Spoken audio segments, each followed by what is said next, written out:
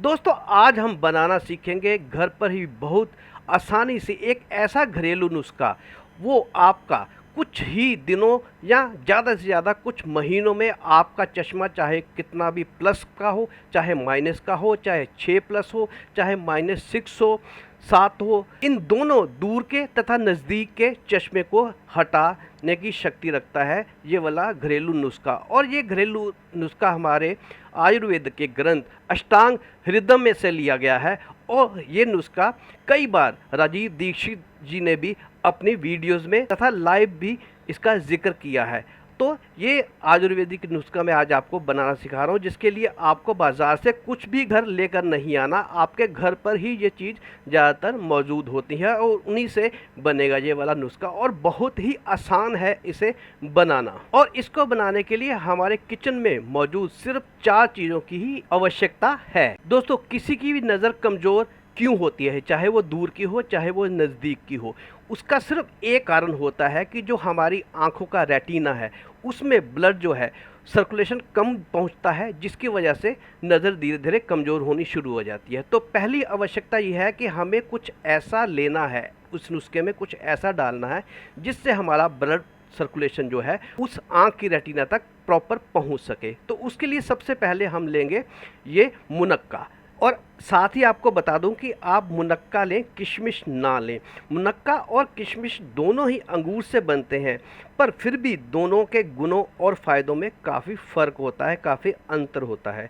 किशमिश जो होती है वो छोटे अंगूरों को सुखाकर तैयार की जाती है, जबकि मुनक्का जो होता है लाल बड़े पके हुए अंगूरों से बनता है।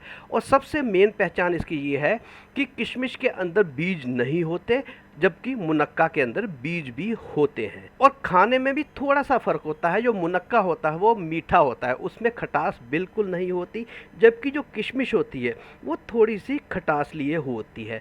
इसलिए उसको खाने से एसिडिटी की भी समस्या हो सकती है, जिनको एसिडिटी की प्रॉब्लम है, जबकि मुनक्का में ऐसा बिल्कुल नहीं होता। मुनक्का आपके ब्लड सर्कुलेशन को मेंटेन करता है, इसलिए सबसे पहली चीज़ है वो हमने लेना है मुनक्का। और इस मुनक्के को हमने रात को 4 या 5 मुनक्के के दानों को रात को पानी में भिगो देना है। और इसका सेवन हमें सुबह करना है। और कैसे सेवन करना है वो भी अभी बता दूं, उससे पहले हम एक पाउडर बनाएंगे, उसके बाद हम मुनक्का का सेवन करेंगे ये जो भीगा हुआ है। चलिए अब बता दूं कि आपको वो पाउडर कैसे बनाना है। उस पाउडर के लिए आपको लेनी है सौंफ। अच्छा, ये ध्यान रखिएगा कि सौंफ 2 तरीके की आती है। एक बाज़ार में आप जैसे रेस्टोरेंट वगैरह में खाना खाने जाते हैं तो थोड़ी सी बारीक वाली सौंफ आती है, वो आपने नहीं लेनी, आपने देसी सौंफ लेनी है। ये थोड़ी सी मोटी होती है। ये देखिए मैं आपको दिखा भी रहा हूँ कि आपको कौन सी सौंफ लेनी है।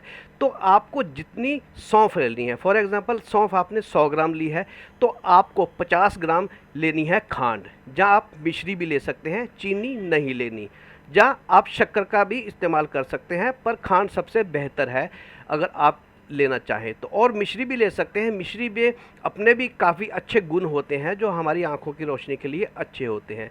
तथा जिनको डायबिटीज़ की प्रॉब्लम है, जिनको मधुमेह की प्रॉब्लम है, वो हो सके तो इसको अवॉइड कर दें, नहीं तो इसकी मात्रा बहुत कम कर दें।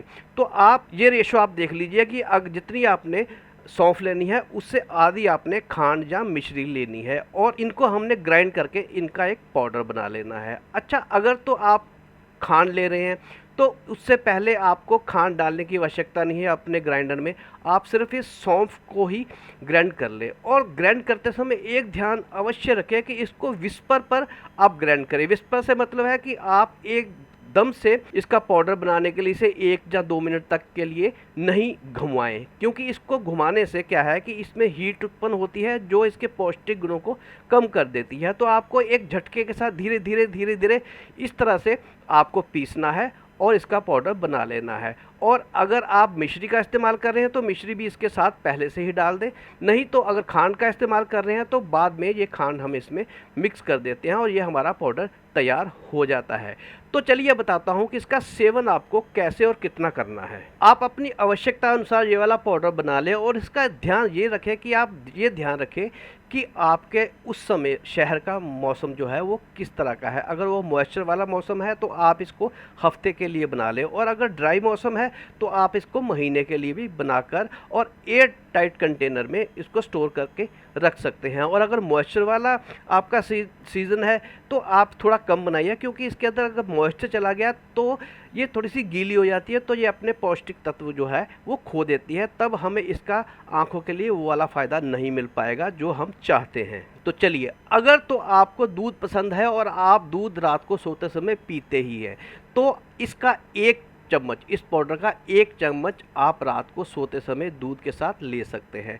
और अगर आप रात को दूध पीने की आपको आदत नहीं है तो सुबह उठ के खाली पेट इसका 1 चम्मच जो है आप गुनगुने पानी से सेवन कर सकते हैं। और उसका सेवन करने के बाद ये जो मुनक्का भीगा हुआ हमारा है दाने, ये भी आप इसके साथ खा सकते हैं और इसका जो बचा हुआ पानी भी है वो भी आप पी सकते हैं। चलिए, ये हो गया नुस्खा तैयार हमारा आंखों की रोशनी के लिए। ये बहुत ही कारगर नुस्खा है हमारे आयुर्वेद के हिसाब से। चलिए, इसके साथ कुछ और चीज़ें भी आपको बता देता हूँ कि कैटालिस्ट का साइंस में मतलब होता है जो किसी भी रिएक्शन को, किसी भी चीज़ को फास्ट कर देता है। तो अगर इस प्रोसेस को, आपकी आंखों की रोशनी को ठीक करने के लिए आपने ये प्रोसेस फास्ट करना है तो आपको कुछ बातों का और ध्यान भी रखना चाहिए। जैसे कि आप जब रात को दूध पीकर सोने लगे तो आप रात को देसी गाय के देसी घी से अपने पैरों की मालिश करें। अच्छी तरह मालिश करने के बाद ही सोएं, तो ये डबल स्पीड से काम करेगा आपकी रोशनी को ठीक करने के लिए। और इससे भी और जल्दी करना है तो सुबह उठकर अगर आप ओस की बूंदों पर या घास पर पैदल चलते हैं तो ये सोने पे सुहागा होगा, ये 4 गुना तेज कर देगा आपकी आंखों की रोशनी को ठीक करने के लिए। क्योंकि हमारे पैरों में बहुत से एक्यूप्रेशर पॉइंट होते हैं, जो हम नंगे पैर चलते हैं तो वो हमारी आंखों के रेटिना में जाने वाले ब्लड सर्कुलेशन को तुरंत ठीक कर देते हैं, जिससे ये और भी जल्दी ये नुस्खा जो है असर करता है। तो दोस्तों, ये वाला नुस्खा जरूर अपनाइएगा जिनको भी आंखों की समस्या है, या कम उम्र में जिनको चश्मा लग गया है। बच्चे भी इसका इस्तेमाल कर सकते हैं, बस इसकी जो है इसकी क्वांटिटी जो है उम्र के हिसाब से 1/4 कर दें या 1/2 कर दें, तो वो बच्चे भी इसका इस्तेमाल कर सकते हैं। अगर बच्चों को इसका स्वाद ना अच्छा लगे तो आप इसमें खांड या मिश्री की जो मात्रा है वो और भी बढ़ा सकते हैं। तो चलिए दोस्तों, इस नुस्खे का ज़रूर उपयोग कीजिएगा और अगर अच्छा लगे तो और लोगों पे भी शेयर करिएगा और लाइक का बटन दबा दीजिएगा दोस्तों। और हो सके तो चैनल को सब्सक्राइब भी करके बेल के बटन को दबाकर ऑल पे भी क्लिक कर दीजिएगा, ताकि आने वाली वीडियो की नोटिफिकेशन आपको जल्दी मिल जाए। तो